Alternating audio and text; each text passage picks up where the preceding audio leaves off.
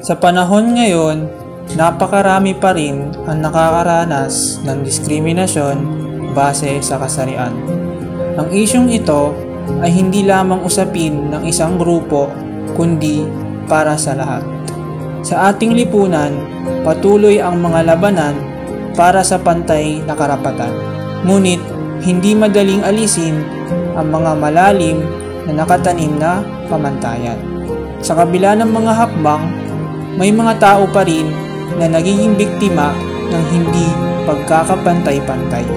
Ang ating mga kababaihan at LGBTQ+ ay madalas na nahaharap sa hamon ng paglabag sa kanilang karapatan at dignidad.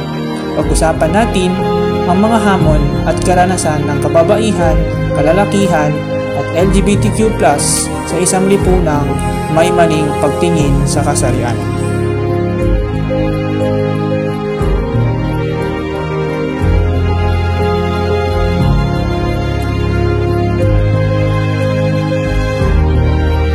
Bilang kaibigan ng isang bakla, madalas kong nakikita ang mga diskriminasyong pinagdaraanan niya.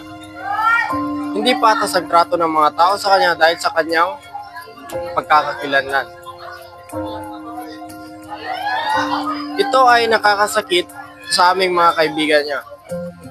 Minsan, kahit magaling siya sa kanyang trabaho o proyekto, ang focus ng iba ay laging kanyang sexual orientation.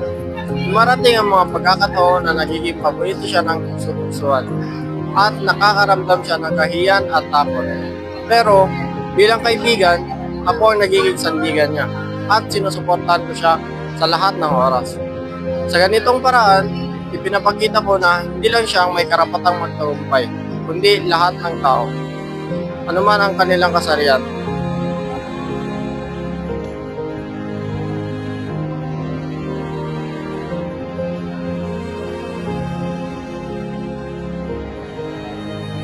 Bilang isang babaeng student leader, madalas akong hinusgahan ng mga kaklase ko. Mas gusto nilang sundin ang mga lalaki kahit na pareho lamang aming mga kakayahan. At minsan pa nga, ako'y tinatanggihan sa mga posisyon dahil sa aking kasarian. Minsan, naiisip kong ang mga tao ay nauurong sa isang ideya ng isang babaeng leader dahil ang nakasanayan nilang mga imahe ng leader ay isang lalaki. Gayunpaman, tinatanggap ko ang mga pagsubok na ito at ipinaglalaban ang aking mga prinsipyo. Sa tuwing nakakaramdam ako ng pagdududa, iniisip ko na ang aking lakas ay hindi nakadepende sa kung sino ang may hawak na posisyon, kundi sa kung paano ko pinapakita ang aking mga kakayahan. Patuloy akong lumalaban upang baguhin ang pananaw ng ibang tao tungkol sa isang babaeng leader.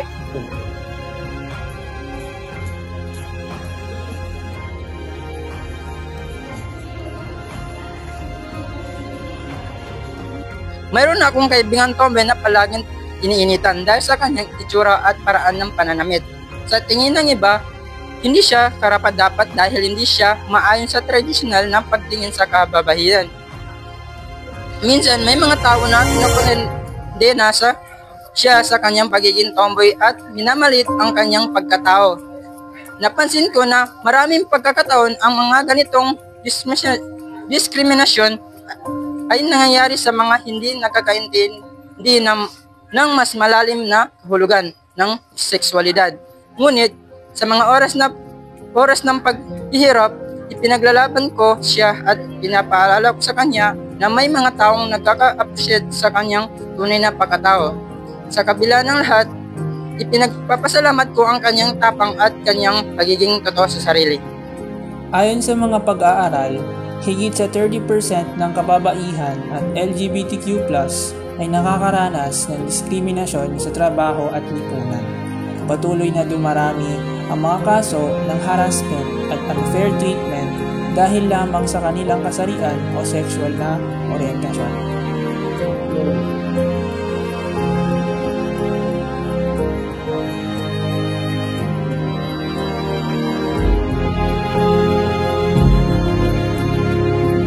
Bilang isang babae, nakita ko kung paano pinapalit ng ilang tao ang mga kababayan sa trabaho. Minsan, Napipilitan sila magtrabaho ng doble para lamang mapatunayan na kaya rin nila. Lahat kami ay may kakayahan, ngunit ang pagkakaiba ay ang mga kababayan ay madalas na binibigyan ng karagdagang pagsubok para matanggap. Nakakalungkot isipin na ang mga kababayan ay hindi agad na pinapansin o nire-recognize sa mga posisyon na nararapat sa kanila. Sa mga pagkakataon nito, naging importante sa akin ang pagtulong sa mga kasamaan ko, lalo na sa mga kababayan, upang makita nila ang kanilang alaga at ipagpatuloy ang kanilang pangarap. Kaya naman, pinapalakas ko ang kanilang tiwala sa sarili at ipinapakita ko ang tunay na alaga ay hindi nakasalalay sa kasarian.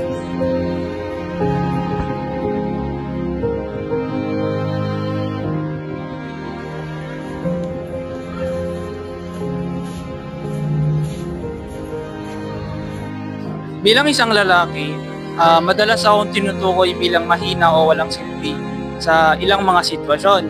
Sa aming komunidad, may mga pagkakataon na inaasahan na nilang magpakita ako ng matinding lakas o pagiging agresibo, at kapag hindi ko ito ginawa, agad nila akong binabaliwala o nilalait.